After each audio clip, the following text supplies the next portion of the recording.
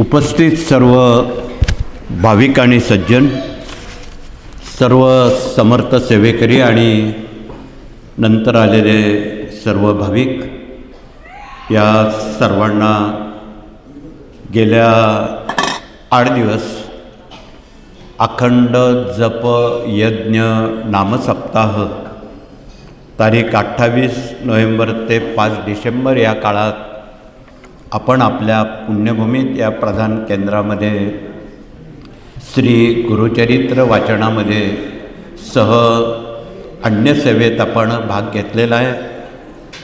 या अखंड जप नामसप्ताहाची खरं तर सुरुवात 1974 साली झाली. म्हणजे 74 सालापासून आज तगायत वर्षातून होणारे 2 नामसप्ताह जर आपण धरले तर हा 101वा अखंड जप यज्ञ नामसप्ताह आहे. आणि गेल्या एवढ्या प्रदीर्घ काळात 51 वर्षात प्रतिवर्षी 2 याप्रमाणे हे नामसप्ताहात भाग घेणारे असंख्य भाग्यवंत सेवेकरी आहेत. 1974ला स्वामी युगाचे युगप्रवर्तक आणि परमपूज्य दादांचे गुरु नारायणदासजी पिठले महाराजांचं वय परत्वे महानिर्वाण झालं. आणि त्या महानिर्वाणानंतर त्यांनी स्थापन केलेला, त्यांनी सांभाळलेला, शतकभर केलेली सेवा तो दरबार इथे आणण्यात आला. ही असामान्य बाब आहे. आणि तदनंतर त्यांनी घालून दिलेली जी प्रणाली, घालून दिलेली आचारसंहिता आहे, तिचं पालन करण्यात आज आपण मागे नाहीत. म्हणून होणाऱ्या त्रिकाल आरत्या असतील, दरबारमध्ये रोज त्रिकाल आरत्या होतात, नैवेद्य होतात. सांगतेच्या दिवशी मात्र प्रत्येक आसनासह, औदुंबरासह, गुरुचरित्र वाचण्यासह असे 13 नैवेद्य असतात. आणि हे सारं पिठले महाराजांनी स्वतः त्यांनी आचरणात आणलं. आणि तीच परंपरा आपणाला यापुढेही जनसन्मुख आणि त्यांचा जीवनादर्श आचरणात आणणं ही आपली नैतिक जिम्मेदारी आहे. असो, अखंड नामसप्ताहामध्ये वाचक महिला गुरुचरित्र 54 आहेत, पुरुष 6 आहेत, एकूण वाचक 60 आहेत. स्वामी नामाचा जप 10,57,600 झालेला आहे अल्पसंख्येच्या मानानं. स्वामी चरित्र 286, दुर्गा सप्तशती 134, अशी अल्पशी सेवा आपण रुजू केलेली आहे.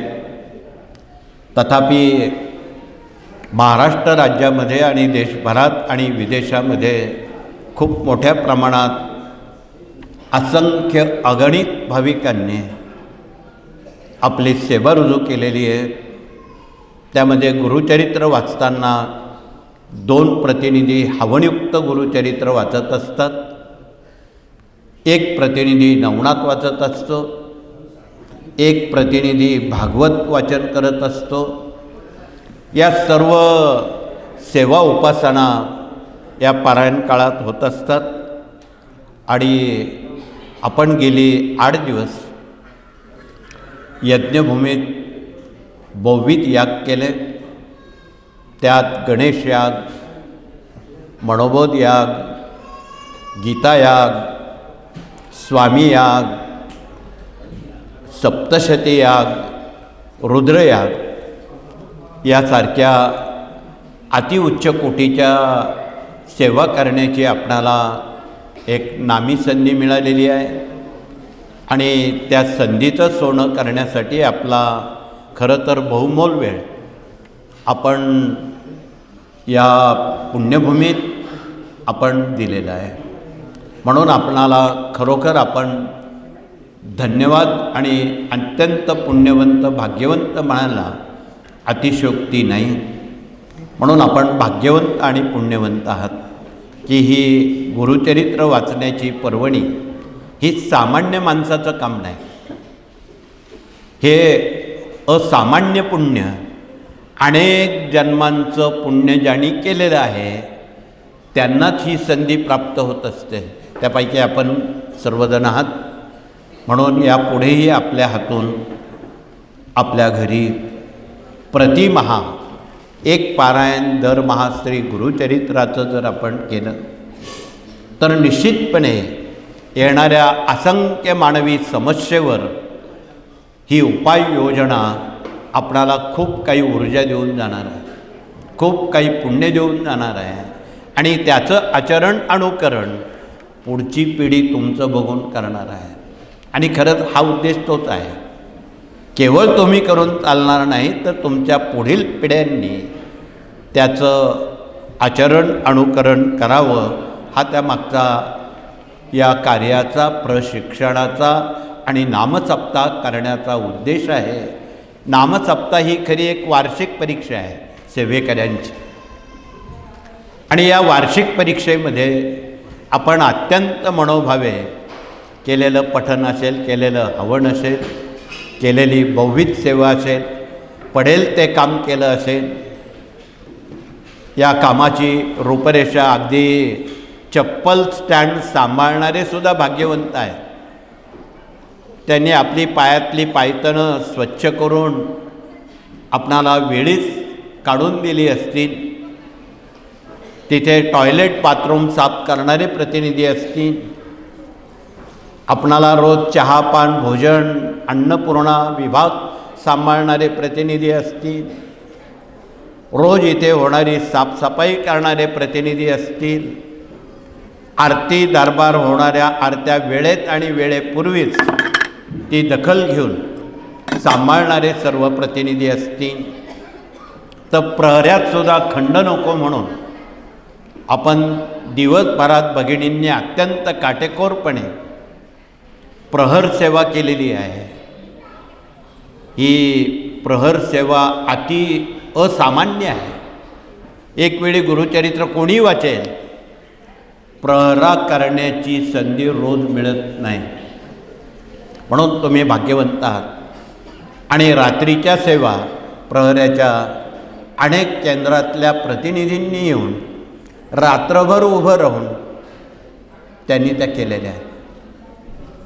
ही वस्तुस्थिती लपवता येत नाही. म्हणून यात सर्वांनी पडेल ते काम, यज्ञभूमीत काम करणारे प्रतिनिधी असतील, समाधी मठात काम करणारे प्रतिनिधी असतील, अगदी बाहेर साफसफाई कचरा उचलणारे प्रतिनिधी असतील, यांनाही तेवढंच पुण्य आहे. म्हणून या सर्वांना स्वामींचे आशीर्वाद आहेत. मला वाटतं अशीच सेवा स्वामींनी आपणाकडून हयात नव्हे सदैव करून घ्यावी. आणि दिव्यानं दिवा ज्योतीनं ज्योत लावून या सेवेत आपला सहभाग असू द्यावा हे कळकळीचं निवेदन. मी अधिक वेळ घेणार नाही.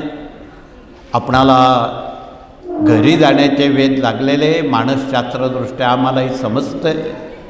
परंतु आपणाला एक 5 मिनिट अजून थोडंसं बसावं लागेल. आपणाला प्रार्थनेनंतर दरबारात येऊन मुजरा करून सर्वप्रथम भगिनी वर्ग दरबारात मुजरा करून पुढे महाप्रसादाला नियोजित स्थळी जातील. तदनंतर सूचनेनुसार पुरुष प्रतिनिधी जातील. हे सर्व ठीक आहे. परंतु आपण ज्ञानाची पानपोई लुटण्यासाठी आलेला आणि इथे गेली 7 दिवस बहुविध विषय आपल्या कानावर घातले. त्यात ज्योतिषशास्त्र, हस्तशास्त्र, स्वरशास्त्र, संख्याशास्त्र, वास्तुशास्त्र, सेवेकऱ्यांचं ग्राम अभियान हे 18ही विभाग आपल्या कानावर घातलेले आहेत. इथे प्रति गुरुवार रविवारी स्वामींचा जनता दरबार भरलेला असतो. त्यात सर्वांचा समावेश आहे.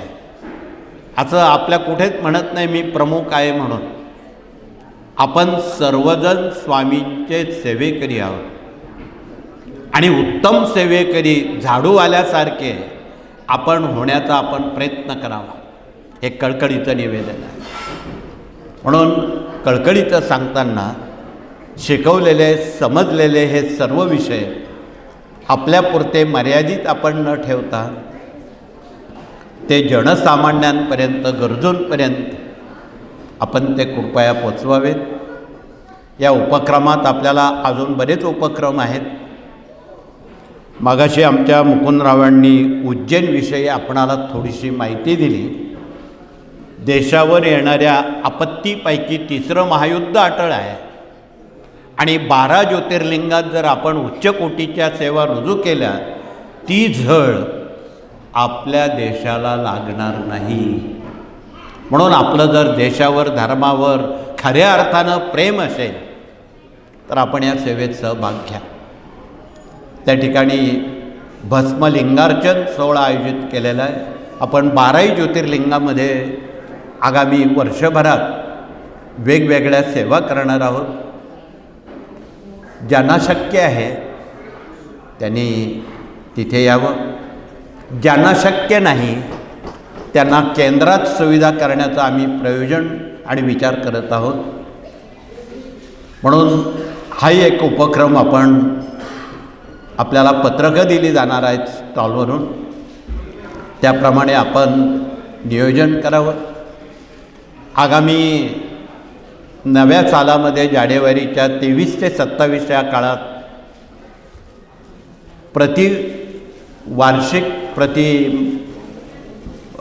वर्षी केलेला कृषी महोत्सव आयोजित केलेला आहे आणि त्या कृषी महोत्सवामध्ये तमाम सेवेकऱ्यांना एक नामी पर्वणी आहे. तिथे खूप कंपन्या बोलवलेल्या आहेत. ज्या सेवेकऱ्यांच्या मुलांना नोकरी, उद्योग, व्यवसाय याची गरज आहे, अशा गरजू सेवेकऱ्यांना, सेवा देणाऱ्यांना त्या कंपन्या होकार भरणार आहेत. आणि मागील वर्षी तर कमाल केली, 4,500 सेवेकऱ्यांच्या मुलांना स्वतःच्या पायावर उभं करण्याला त्यांनी संधी दिली. म्हणून राज्यात जे कारभार चालतोय, केंद्र प्रतिनिधी, तालुका जिल्हा प्रतिनिधी, ग्राम अभियान प्रतिनिधी, यात काम करणारे सर्व सेवेकरी यांनी यात सहभाग घ्यावा आणि गरजू आणि गोरगरिबांची सेवा आपणाला करता यावी, हा त्यामागचा खरा तर उद्देश आहे. म्हणून त्यात आपली नावं द्यावी.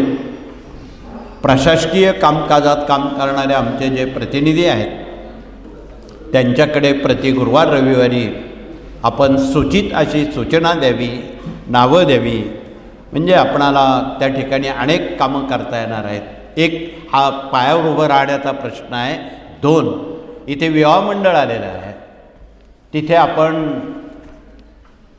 बिना हुंड्यानं, बिना सोन्या नाण्यानं ऑन दी स्पॉट मुलामुलींची विवाह लावणार आहोत आणि दरवर्षी लावतो. हे झाकून ठेवण्याची बाब नाही. म्हणून जे गरजू बिना हुंड्यानं, बिना सोन्या नाण्यानं या प्रथा जर आपण सुरू केल्या, पुढचे अनर्थ टळतील.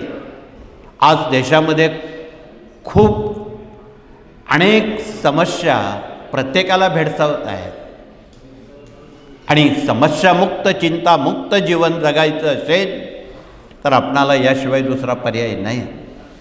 म्हणून हे ग्राम अभियान स्वामींचं अतिमौल्यवान महत्त्वाचं आहे. म्हणून आपण प्रयत्न करा, बिना हुंड्यानं, बिना सोन्या नाण्यानं, अति अल्प खर्चानं साखरपुड्यासारख्या छोट्याखानी कार्यक्रमात मुलामुलींची विवाह करा. आत्महत्या पीडित मुलामुलींची विवाह आपल्याला करायची आहेत. देशाची सेवा देणारे शहीद जवानांच्या मुलामुलींची विवाह करायची आहेत. त्यांच्या जीवावर आपण रात्रभर झोपतो असं देशाचं रक्षण करणाऱ्या शहीद जवानांना नेहमी या कार्यानं मानवंदना दिलेली आहे. भारत मातेची सेवा करणारे ते नौजवान आहेत. म्हणून समसकाला पाहू या उक्तीप्रमाणे आपणाला केवळ अध्यात्म धरून चालणार नाही. यात हे अनेक विभाग सेवेकऱ्यांच्या ग्राम अभियानाशी संलग्न आहे, संबंधित आहे. म्हणून ज्ञानाची पाणपोई म्हणून आपण गुरुपीठात एक ग्रंथालय उघडलेलं आहे. देशातून जगातून सुमारे 4,500 ग्रंथ त्या ठिकाणी उपलब्ध केलेले आहेत, हे आपणाला माहीत असावं म्हणून. वाचन संस्कृतीची आवड असणाऱ्या प्रतिनिधींनी ती ग्रंथ चाळावेत. खरं तर ग्रंथ समजले तर संत समजतील आणि संत समजले तरच भगवंत कळेल असं म्हणायला अतिशयोक्ती नाही. म्हणून आपण नेहमी वाचत जावं. वाचाल तर वाचाल या उक्तीप्रमाणे आपण या बाबीमध्ये सहभाग घ्यावा. प्रति गुरुवार रविवारी इथे 18 विभागाचं प्रशिक्षण विभाग चालतो. आपणाला वेळ असेल त्या त्यावेळी गुरुवार रविवारी येऊन इथे आपली सेवा द्यावी. इथे सेवा देणाऱ्यांपैकी प्रश्न उत्तर करणारे प्रतिनिधी इथे आलेले आहेत. कृपया त्यांनी उभं राहून पुढे येऊन आपला परिचय द्यावा. ही विनामूल्य सेवा आहे. 1 रुपया ते कोणाकडून घेत नाहीत, घेणार नाहीत आणि घेतला जात नाही. आणि जे कोणी घेत असतील ते या मार्गाशी संबंधित नाही, हे पण आपणाला माहीत असावं. म्हणून ही एक प्रांजल, प्रामाणिक, पारदर्शक सेवा या कार्यातून घडण्याची भाग्यवंतांना संधी मिळालेली आहे. दुसरा विभाग गुरुजन प्रतिनिधी आलेले आहेत. त्यांनी मूल्यशिक्षण, गर्भसंस्कार आणि शिशुसंस्काराचं व्रत घेतलेलं आहे. आणि आपलं वार्धक्य, म्हातारपण हे पुढील पिढ्यांवर अवलंबून आहे. पुढील पिढी निपजली चांगली तर ठीक, नाही तर ते आपल्याला वृद्धाश्रमात पाठवून देतील.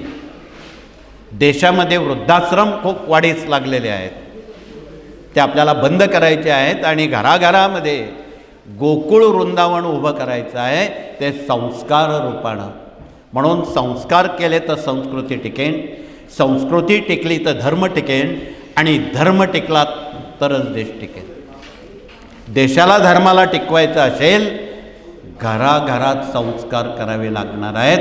आणि आमच्या भगिनी मात्र अत्यंत मेहनतीनं हे व्रत स्वीकारतायत.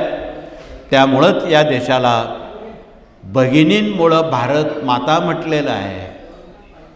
म्हणून हे सारं श्रेय आमच्या देशातल्या माता भगिनींचं आहे. म्हणून त्यांच्याकडे आम्ही मराठी अस्मिता आणि भारतीय संस्कृती हा विभाग दिलेला आहे. त्या भगिनी ज्या काम करतात या विभागात त्यांनी उभं राहून आपला परिचय द्यावा.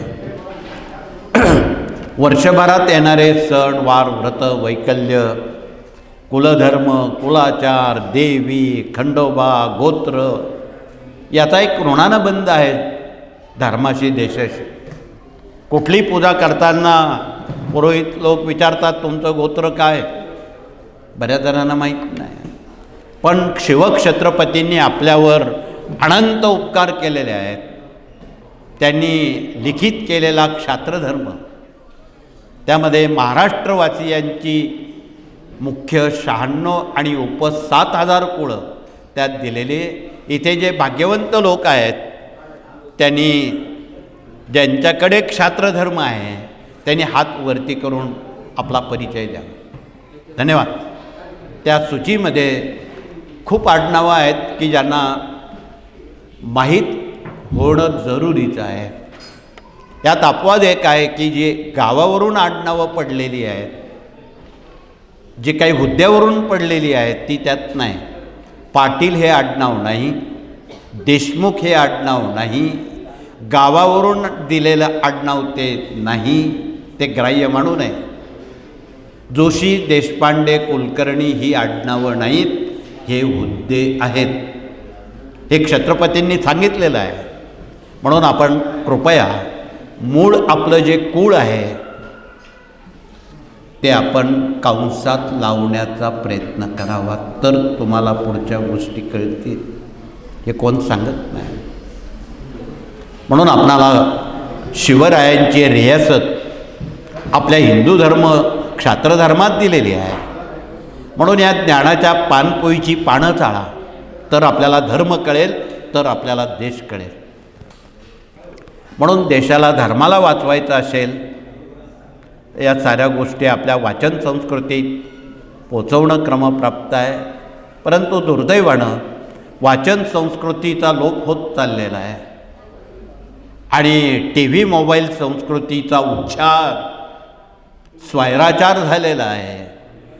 इथे दर गुरुवार रविवारी डोक्यातून गेलेली अनेक मोबाईल चालवणारी माणसं डोक्यातून गेलेली आहे. डोकं जागेवर नाही, मेंदू जागेवर नाही. त्या मोबाईलशिवाय त्यांना क्षणभर जमतच नाही. जगणं अशक्य झालं आहे. म्हणून नेपाळसारख्या घटना केवळ मोबाईलमुळं झाल्या. हे देशाचं दुर्दैव आहे. म्हणून त्याचा अत्यंत कमी आणि माफक वापर करावा. आम्ही त्याच्या विरोधात नाही, त्याचा कमीत कमी वापर करावा. त्यात जी अल्ट्राव्हायलेट किरणं आहेत ते मेंदूला डॅमेज करणारी आहेत, ब्रेन हॅमेर करणारी आहेत आणि असाध्य आजाराकडे नेणारी आहेत. हे अमेरिकेनं परवा सांगितलं. म्हणून आपणाला पुन्हा एकदा कळकळीचं निवेदन आहे, त्याचा कमीत कमी वापर करा, गरजेशिवाय. म्हणून याही बाबी प्रबोधनात नव्या पिढ्यांपर्यंत धाडसानं आपण सांगा. तुमच्यावर टीका निंदा होईल, होऊ देत, परंतु या वाईट गोष्टी थांबवायच्या असतील यावर बंधनं सर्वांनीच आणावी. सरकारच्या बंधनात राहणार नाही. सरकार कुठे कुठे काय करणार आहे. म्हणून आपल्याच मनाचं आपल्यावर बंधन असणं हे जरुरीचं आहे. म्हणून हे 18 विभाग या कार्यानं जनसन्मुख पोचवण्यासाठी स्वामींच्या आशीर्वादानं हे चालू आहेत.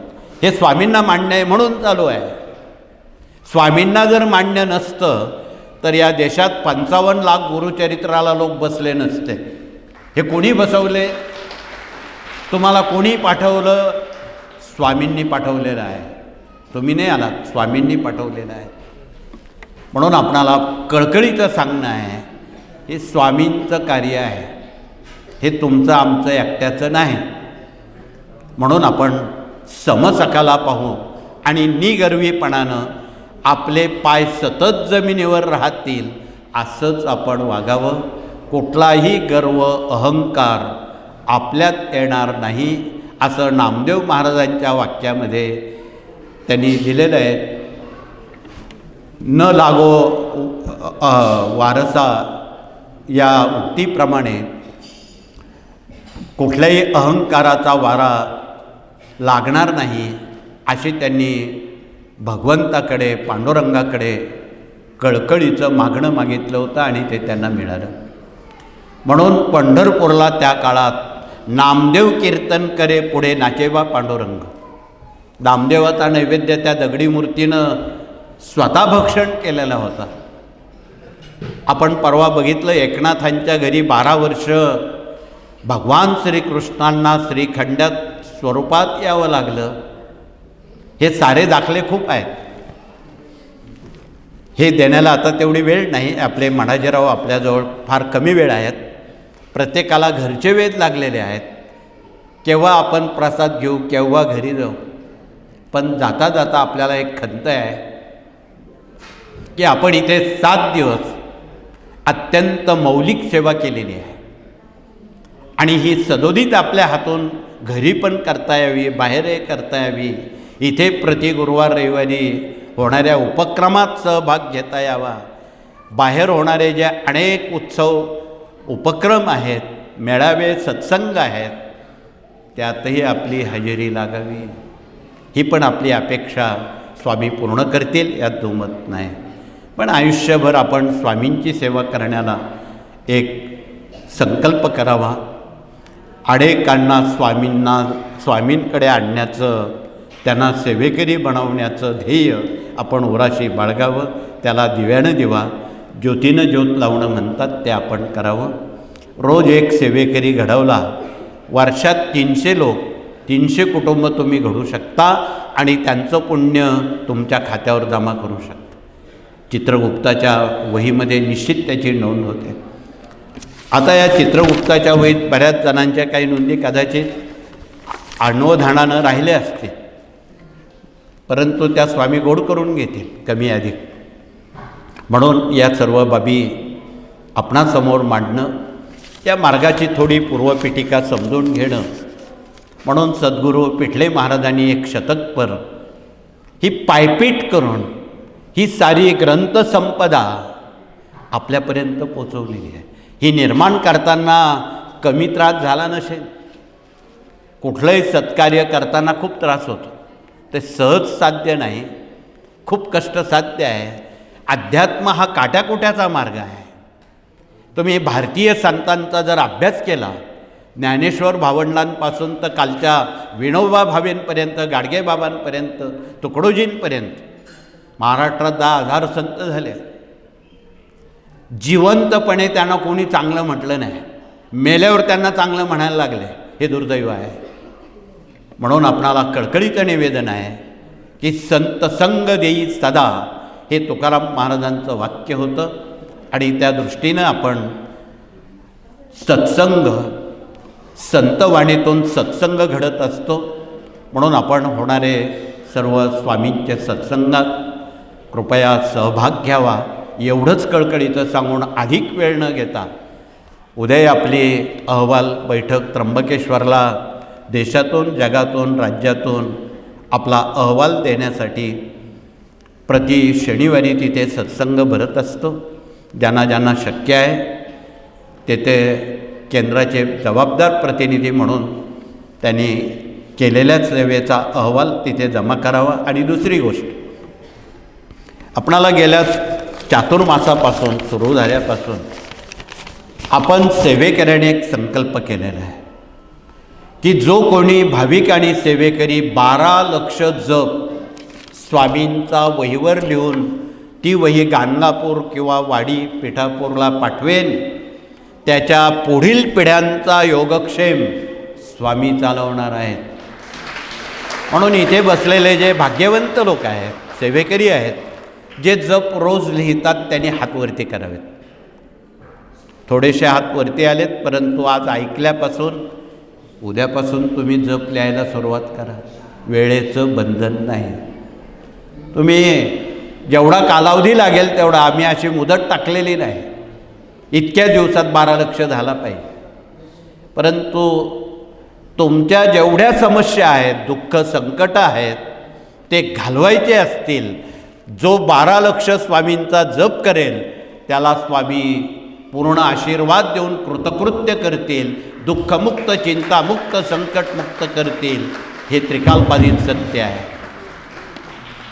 म्हणून आपण हा जप लिहायला सुरुवात करा. रोज स्वामींचे 3 अध्याय 11 माळा जप करा.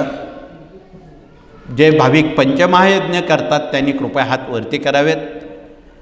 ज्यांचे हात वरती नाहीत तुम्ही त्यांना सांगा की गायला घासभर अन्न दिल्यानं ऋषी यज्ञ होतो, कावळ्याला घासभर अन्न दिल्यानं पितृयज्ञ होतो, एक पेपरला थोडंसं तूप लावून पेटवणं, आगणीला तूप देवयज्ञ होतो. सगळ्यांच्या घरी यज्ञकुंड नाहीत, ते शक्यही नाही. बऱ्याच घरं काळी होतात म्हणून कोणी लाकूड फाटा पण आणत नाही. म्हणून एका छोट्या पेपरला तूप लावून पेटवणं त्याला देवयज्ञ म्हणतात. दिवसभरात चांगल्या व्यक्तीला भोजन देणं त्याला मनुष्ययज्ञ म्हणतात. आपण करतोच, पण जर दिवस खाडा जाईल अशा वेळी लहान मुलांना गोळी बिस्किट द्यावी, त्यांचा आत्मा तृप्त करणं. म्हणून गाणगापूर, पिठापूर किंवा दत्तस्थानं जी आहेत तिथे रोज अन्नदान केलं जातं. बघा, आपणही त्र्यंबकेश्वरसह, वाडीसह, गाणगापूर, पिठापूरसह तिथे 12 महिने 24 तास अन्नदान चालू आहे. तिथे कोणी निर्मुखी जाणार नाही अशी हमी स्वामींनी घेतलेली आहे. म्हणून आपण त्या ठिकाणी ज्या ज्या वेळी जमेल त्या त्यावेळी आपण हजेरी लावावी. त्या ठिकाणी यथाशक्ती आपण वाचन पठन मनन सेवा रुजू करावी. ज्यांना गुरुचरित्र वाचायचं आहे, श्रीपाद चरित्र वाचायचं आहे, त्यांना तिथे वाचण्याला मुभा आहे. अशा कितीतरी सुविधा उपलब्ध केलेल्या आहे. पंचमहायज्ञातला पुढचा विभाग 5वा 2 बोटात साखर मावेन एवढी कोपऱ्यात मुंग्यांना 2-3 दाणे साखर घालावी. त्याला भूतयज्ञ म्हणतात. अनेक वास्तूमध्ये मुंग्या साखर खात नाही किंवा काही माणसांच्या हातून मुंग्या साखर उचलत नाही. तो भाग थोडा वेगळा आहे, तो आमचे प्रतिनिधी तुम्हाला समजून सांगते. परंतु रोज आपण नित्यानं ही 5 कामं करा. तुम्हाला मोठे विधी करण्याची वेळ स्वामी येऊ देणार नाहीत. खर्चिक म्हणून हे बिना खर्चिक सोपे उपाय आपणाला सहजगत्या करण्याला स्वामींनी संधी दिलेली आहे.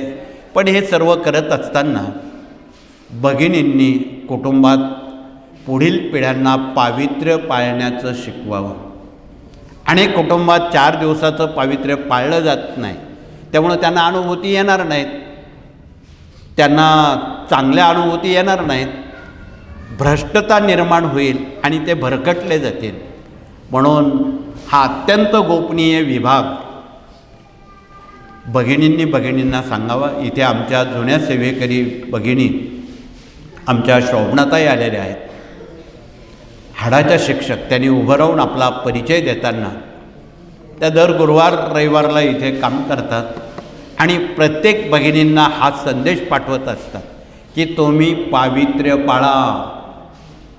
प्रतिवर्षी देवी खंडोबाला जाऊन या, त्यांचा सन्मान करा. हे पहिलं कंपल्सरी आहे, सक्तीचं आहे. आणि त्यामुळं काय होतं, त्वरित त्यांना अनुभूती येते. म्हणून हाही संदेश भगिनींपर्यंत कृपया सहानुभूतीपूर्वक द्यावा. यात काही वावगं नाही, यात काही वेगळं नाही आणि वाईट वाटायचं काही कारण नाही. हे कुटुंबाच्या कल्याणासाठी आहे. म्हणून कृपया आपण या सर्व बाबी प्रकर्षानं कराव्यात. मी अधिक वेळ आपला न घेता पुनश्च आपणा सर्वांना या नामसप्ताच्या शुभेच्छा देतो. सांगता स्वामींनी आपल्याकडून करून घेतलेली आहे. म्हणून उर्वरित आपला योगक्षेम स्वामींनी आपला चालवावा, आपणाला आयुष्यभर आशीर्वाद द्यावा, आपणाकडून सेवा करून घ्यावी आणि आपण सतत जमिनीवर राहावं. आपल्यात अहंकार निर्माण होणार नाही अशी माग आपण स्वामींकडे जर केली तर पुढे सांगण्याचं काही कारण नाही. या आरत्या ज्या आपण गायल्या, यात प्रत्येक आरत्याच्या सुभाषितामध्ये भक्ती ज्ञान कर्मावर आमच्या पिठले महाराजांनी भाष्य केलेलं आहे, त्याला आरत्या म्हणतात. म्हणून आरती म्हणजे आर्तता, आर्ततेनं मारलेली हाक त्याला आरती म्हणतात. म्हणून वेळ अधिक न घेता पुनश्च आपणा सर्वांना मनापासून शुभेच्छा धन्यवाद देऊन हात जोडून आपण प्रार्थना करू. सर्वप्रथम नामसप्ताची सांगता आहे. पहिला मान भगिनींना दिलेला आहे, त्या माहेरी आलेल्या आहे. म्हणून त्यांनी समाधी मठाला औदुंबराला परिक्रमा न करता सरळ दरबारात येऊन स्वामींना नमस्कार करावा आणि तदनंतर पुरुष प्रतिनिधी आपणाला सूचित केल्याप्रमाणे नंबर 2च्या गेटने येतील. तथापि जे गुरुचरित्र वाचक आहेत त्यांना विशेष सूचना आल्याशिवाय त्यांनी उठू नये, हे कळकळीचं आवाहन. पुनश्च आपणा सर्वांना मनापासून धन्यवाद देतो. या ठिकाणी थांबतो. श्री स्वामी समर्थ.